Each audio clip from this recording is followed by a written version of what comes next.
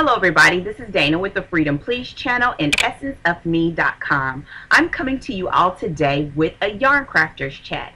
Now this is going to be a little bit different than what I usually do, but for the most part we're going to stay the same.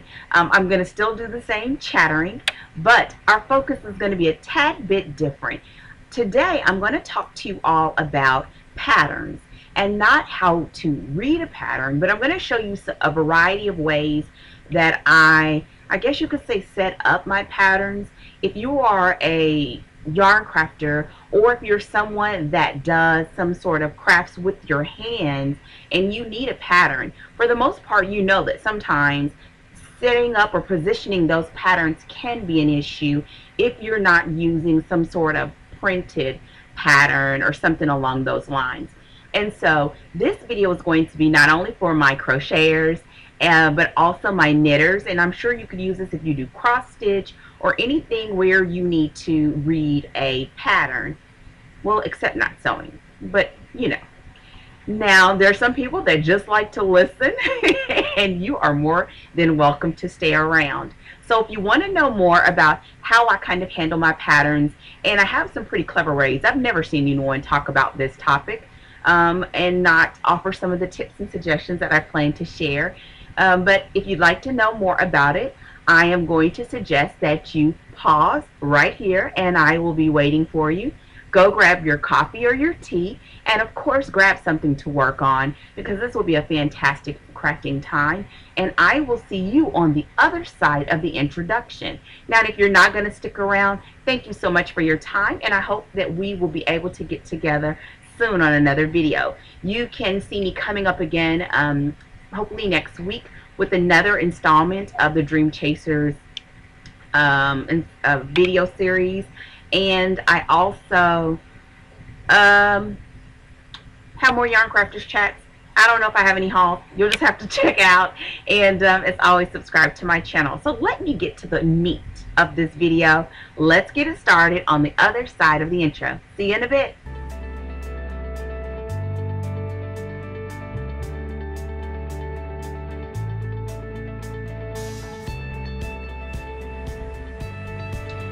Okay, so I didn't want to go long-winded. I think I did. You all have kind of spoiled me, and so if you are new to my channel, yes, a lot of my subbies like these uber long videos, and so do I, and I just do.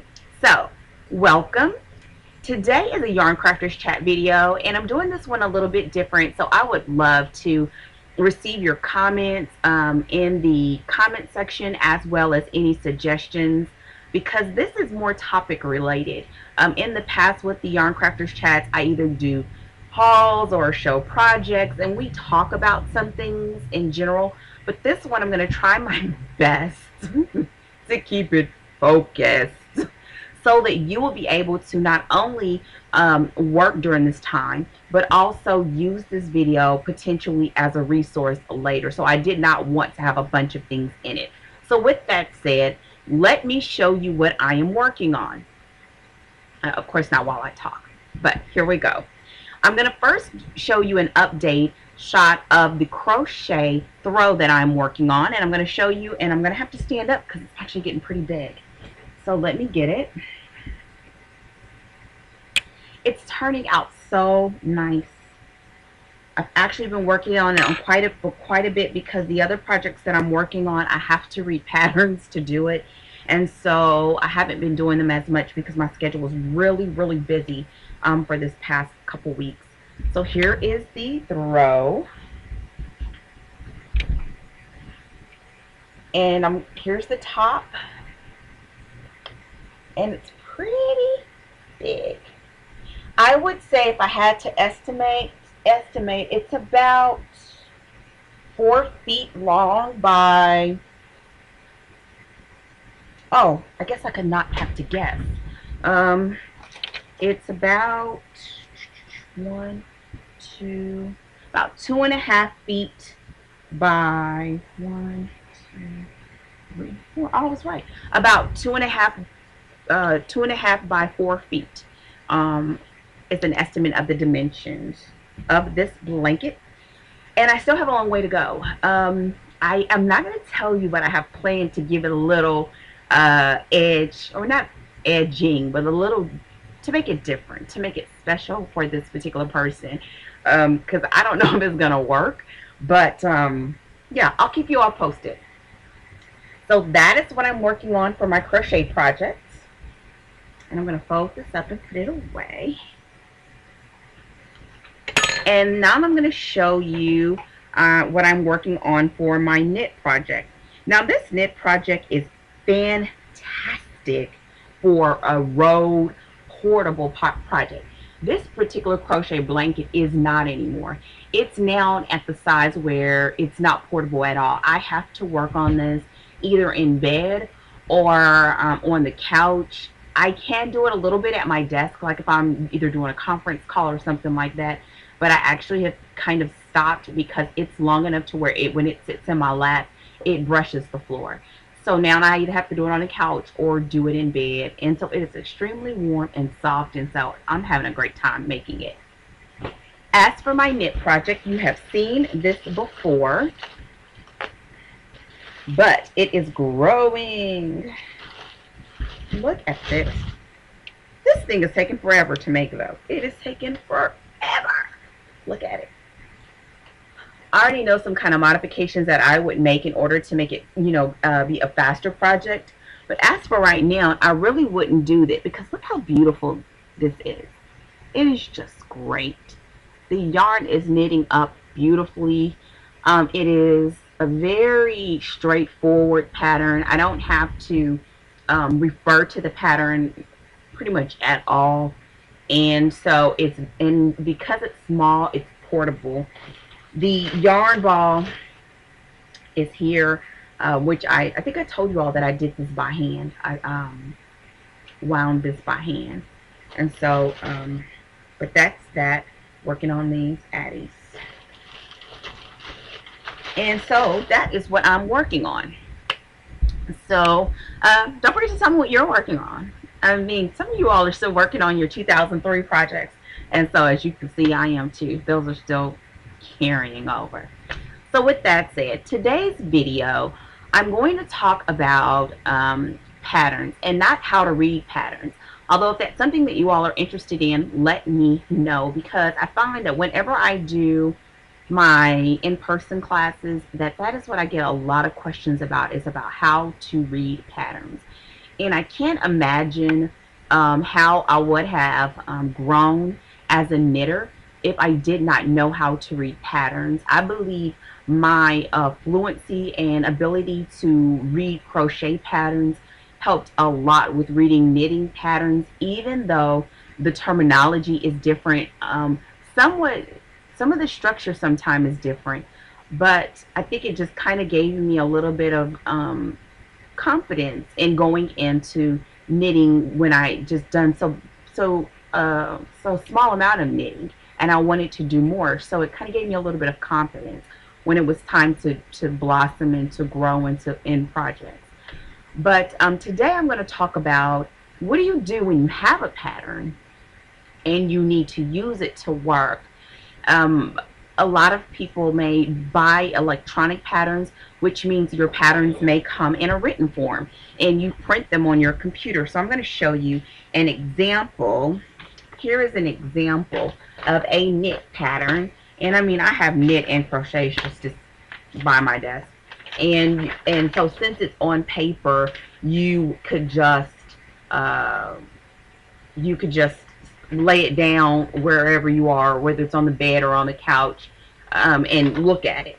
But if you are someone like me here recently, that I've been buying more books, I found that that's not always the case. And so I'm going to show you some things and options that you could do when handling patterns. Well, of course you could make copies. I mean, even if you had a book, you could go to your local printer, Kinko's, Office Max, Office Depot, wherever, and print the page, even though some may not let you because technically it could be considered a copyright infringement. And then, but here's some of the kind of alternative things that you can do. Sorry. Okay, the first thing is that if you have a book, I'm going to show you this book that I'm actually knitting from right now. Well, I haven't started. Well, kind of, I did. And this is a hardback book, and this hardback book actually makes it pretty easy to lay the book open on the bed. So I can lay it flat, except for, you know, in the earlier pages. So if you, first of all, if you purchase your patterns via a book, if you can buy a hardback book, laying your patterns out in this manner would be a lot easier. Typically what I will do is, if it's in the earlier pages of the book, I may place my cell phone or something on the end to keep the pages from lifting. And what you then can do as you work through your pattern is use something like a highlight tape. Let's see, I don't have highlight tape. Sorry, I got stuff falling out. Highlight tape in this one. I've done some highlighting in my notes, and I usually will put a removable tab so that I know which pattern that I'm working on. And I will even from time to time I hand write based on the notes. I mean, not the notes, the pattern, like what the sequence is. So basically it's a summary of some of the earlier instructions before you get started. And so I write those up and I place them inside with the pattern as well. And so I lay this particular one out, put my cell phone here on the side of the page to keep this page from lifting, and that's the way that I work. Another option when you have a book is you can purchase one of these dingle hoppers. Now, anyone with children, if you've ever watched, what was the movie called? A Little Mermaid. You know, he had that fork and said, "What is this?" And he said a dingle hopper. But what this is actually is a book stand. Now, I bought this from a college bookstore. Usually they run about $5 to $7. I have not checked whether or not it is available on Amazon. But what I love about these is, number one, it folds down. So it makes this stand extremely small and portable. It can go inside of your bag. It slides in easily, no problem. But what it does, and I'm going to try, I'm actually going to use another book to demonstrate. Here we go. So here is the way that it will appear.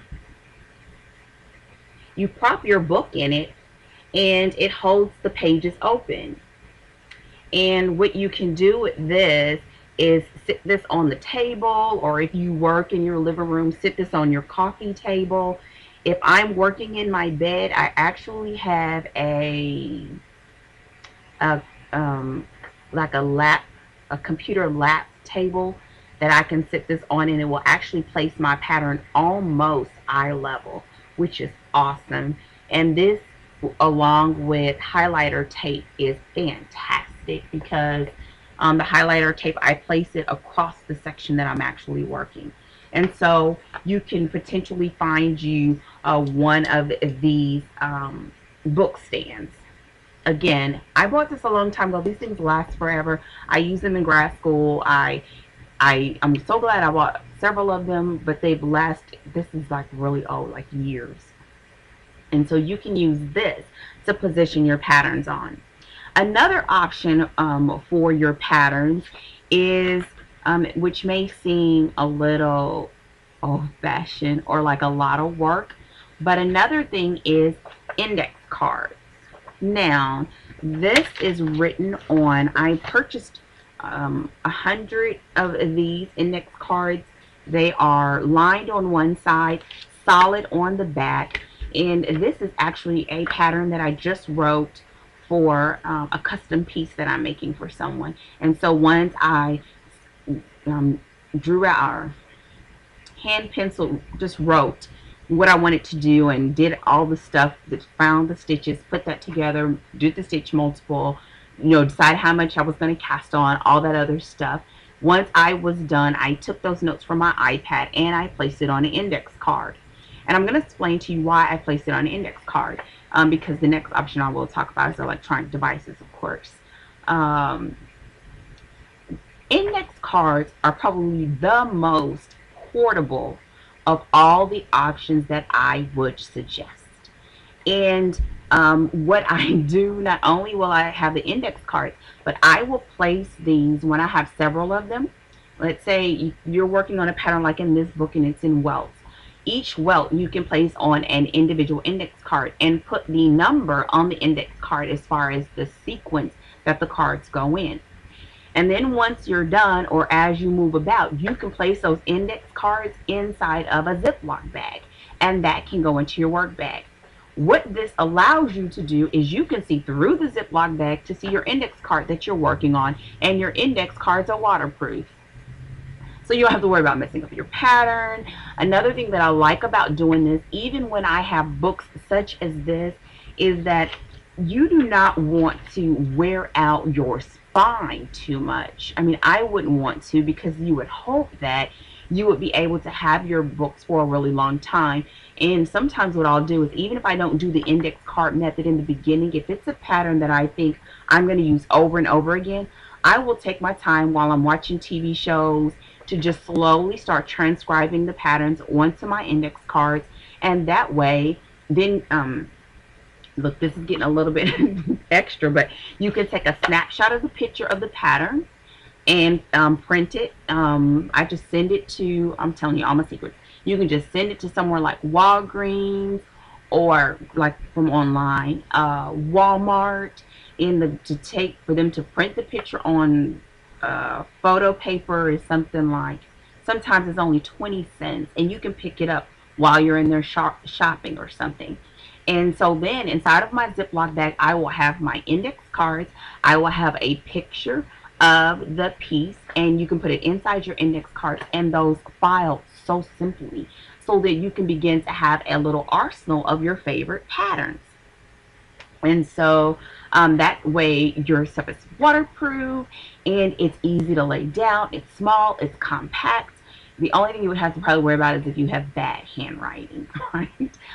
If you have bad handwriting, I'm going to tell you another way that you can do that, which is by taking photographs of each one of the sections and printing those, and then again sending it to your Walgreens, your, I don't know where you have other places. I would just say Walmart. You go online, create a free account, send it to the printer, and you tell them which one, and you could pay for it once you get there. You don't have to put in a credit card or anything like that. And so, but that's one of the ways that you can do, which is with index cards. Now here's another option which I've done a lot. I have not done it as much with my pattern books, but I'm slowly starting to convert my pattern books using this method. And so I'm going to first show you an example of a publisher doing it, and then I'm going to show you of an example of my mimicking what the publisher did. Okay, so here is a book which came to me from one of my subbies, and I use it a lot. I love this book. But the point is, it's a hardback book, but it has a spiral spine, which I love. It's like the best of both worlds, and you don't have to worry about your spine giving out. And the reason why is because, of course, your book can lay open flat. Now, I don't know why. Why, publishers? Why would you create a book for someone to knit or crochet, knowing we have to use both of our hands, and give us a paperback, tight spined, traditionally spined book? Ridiculous. What are they thinking? Anyways, so here is Dana's way of helping the publishers and helping us at the same time. I'm going to show you with one of my writing books, but you can do the same thing with just about any book. And I'll tell you what some of the limitations are. Voila. Now here's one of the books that I did it with, which is the Plot Whisperer workbook. It's a writing book, but look, now this was a traditional paperback book. I had the same issue. It's a workbook. You want to lay the workbook out, look at it, study it, flip the pages, not, you know how it happens. Let's see. I'm going to show you. Okay, here is the book. Traditional spine. And what happens is you're looking at it and it's doing this. Flipping up. You can't lay it on the bed. Even if it's in the middle, it's doing this. You're trying to prop it up. The good thing about the stand, but most people don't have the stand. So here's what you do. You get your book. I'm going to see if I can get another one. I don't have one around. You get your book and you take your book to a local printer. Not any printer. You want it to be a printer that may do business materials, or they may produce presentation materials. That's the word I was looking for. And so I've used FedEx, I've used the UPS store, I've used Office Max, Office Depot, I've used, I think that's it. My favorite has been FedEx. The little FedEx stores where they just do pretty much just printing items. I found that I really like those. But then here lately, there is an Office Depot by my house that I really like, but it's primarily to do with, not that any of them do anything differently, but their attendants are really good. So you take your book to them, and or you can call them, and what you need to do is find out whether or not they can cut the spine off of a book and spiral bind it. Now, some will tell you that they charge by cut.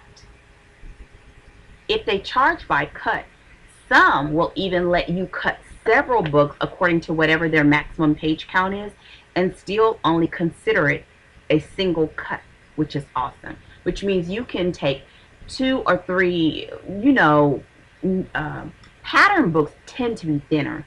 So you can maybe take 3 or 4 of your pattern books to have it done as a single cut versus one maybe book of this size because of the number of pages, if that makes sense. So what they do is they will cut the spine. And when they cut the spine, you want to make sure, like this particular book, I don't know, this is a book that was gifted to me. This would not be a good candidate for this process because the margins on the inside of the book are so very narrow. And what you want when you decide to do this, you want the inside margins to be a little bit thicker, because when they cut the spine, they're going to cut into that margin.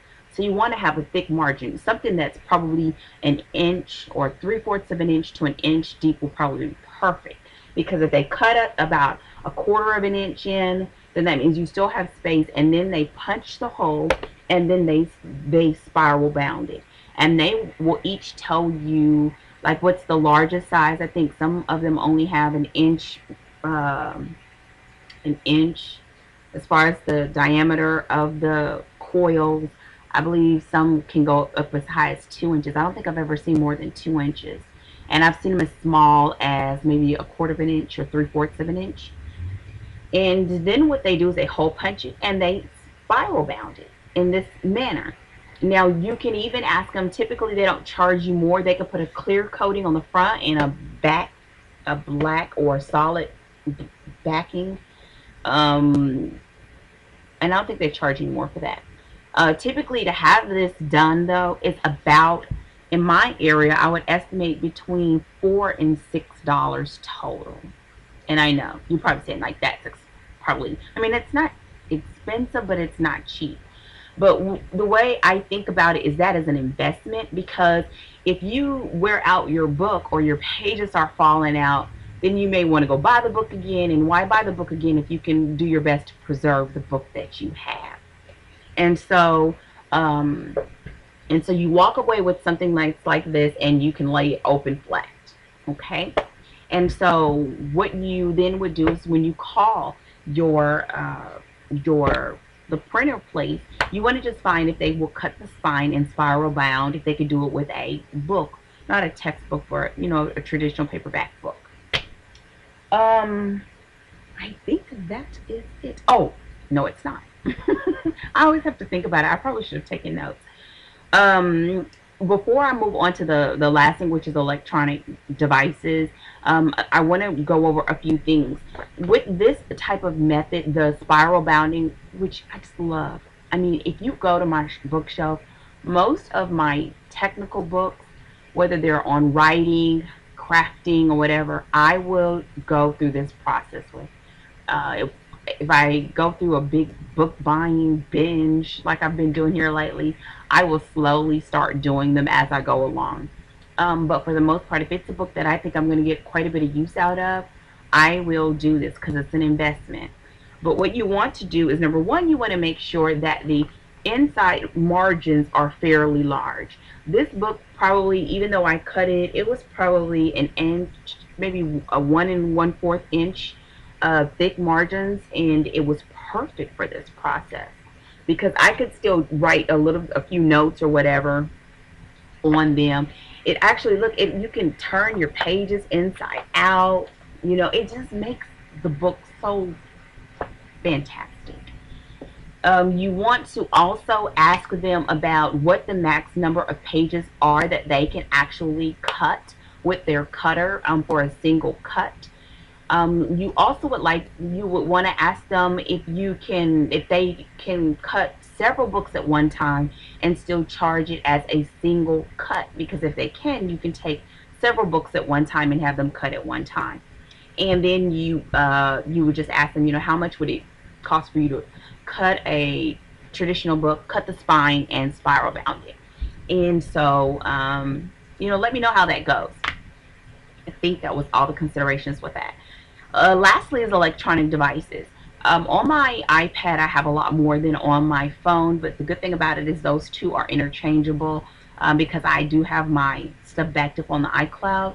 But there are some apps that you can use, any type of word processing. There's some where they'll let you import PDFs and all this other stuff. I have some of them, but I have not found one particular one that does as good as these other methods, or something that I find that I would want to use repeatedly. I think for the most part, when it comes to my electronic devices, I like to use like counters, things that'll help me to remember what row I was on or what stitch I was on, etc. Because even on my index card, when I do not write on them as I use them, usually it could be in a plastic bag or something like that, so I don't write on them. Also, I don't write on my typically I don't write inside of my pattern books either. Now on the note sections I do, or the learning sections where they're giving you information, I do, but not on the patterns. And so usually keeping count of where I am and tracking where I am, I use the highlighter tape or I use the electronic device. Also, I found that I don't like working on something and have my battery die, or I don't know, I just don't like that. So some of the probably maybe consider like more non-techie options to me are just better. And I find that the index card one is one that I like a lot because they're so small, they're portable, and this is kind of like a sidebar, but taking the time to write out the pattern actually helps me remember the pattern a little bit more. So I still need the pattern, but not as much, because it's kind of ingrained it in my head a little bit, if that makes sense. And so I think that's it for today. I hope that this video has been helpful. I believe that it can be of use to anybody that uses patterns. I think the only other thing that I did not mention, oh dang, I'm sorry, is, I'll show you here, is a binder. But I think I categorize using a binder in the same as paper patterns, because I use a binder and I actually have I put a what do you want to call it? A divider. I print like what section it is. Like these are all of my training and learning things that I've purchased in ebook form, and I print them, and I use colored paper that I just print whatever it is in that section, and then I put it in a sheet protector so that it serves as a divider, and then inside is the pattern. And so that's just how I store my printed patterns, besides having them stored electronically on an external drive, which will be probably the source of the future. I mean, having to keep up with all of this and categorizing it and staying organized so that you can go back to the things that you purchased and you spent your money on. I think that's it, right? For real. Please let me know if you have any questions. Of course, the first thing that I shared was having paper or printed patterns that you buy electronically, things like Ravelry, designers' websites, sites for yarn producers that make patterns available free on their websites where you can print them. Doing something like a binder would be great for storing those. I shared with you all just purchasing a a hardback book, because typically the spines on those will allow you to freely use to lay them out so that you can view it while working. Then we talked about using a book stand to help you. And if you don't find these, you can find a little more expensive or a little more fancy version at places like Bed Bath and Beyond. And actually at one time these were there, but you got to find them like around the new school year time. But you go to like Bed Bath and Beyond and places like that and buy the little trays that you can like to read books when you're in bed. But those are a little more expensive. The one that I had from there, which is extremely old as well, I think I paid maybe $30 or $40 for, but I've had it almost 7 or 8 years, maybe longer, and it's still in wonderful, excellent condition, and I still use it. And then I talked about making the index cards, that you can write your patterns, put them in the index cards. And lastly, I talked about spiral binding your paperback books, or your softback books. And of course, which I didn't mention, but just in case you don't know, that option is only available for traditional or softback books, not hardback books, because they would have to cut through the spine, which is cardboard and all that other stuff, and I don't think they do that. And I'm sure you wouldn't want that. I don't think so. And so those are the options that you can use in order to best position your patterns while you work. Let me know if you have any questions. Let me know in the comment section, and I will follow up. Also, if you have any suggestions or things that you would like for me to talk about in my upcoming, whether it's dream chasing videos or my Yarncrafters videos. Also, let me know if you all are interested in how to read patterns. I can read both knitting as well as crochet patterns, and that's something that I find that a lot of people are interested in. So I think that is it. I appreciate your time, your support, your commenting, your feedback. Please share this video with other people. I always forget, but don't forget to thumbs up. It just shows me that you are enjoying the content and this is something that you are interested in seeing more of. Also, let me know if you utilize some of these tips, because these are things that I use often, and sometimes we take for granted the things that we do in order to make our crafting time more relaxing or of ease and all that great stuff. And in closing, in the comment section, if you have nothing else to put to me, how about you tell us what some of your tips are as far as how you handle your patterns? Are some of these tips things that you've used before? Are any of them some that you are interested in using now? And do you have any other suggestions of how we can either preserve our patterns or utilize them in our crafting time? Thank you so much for your time and support. I look forward to speaking with you all hopefully sooner than later, and goodbye.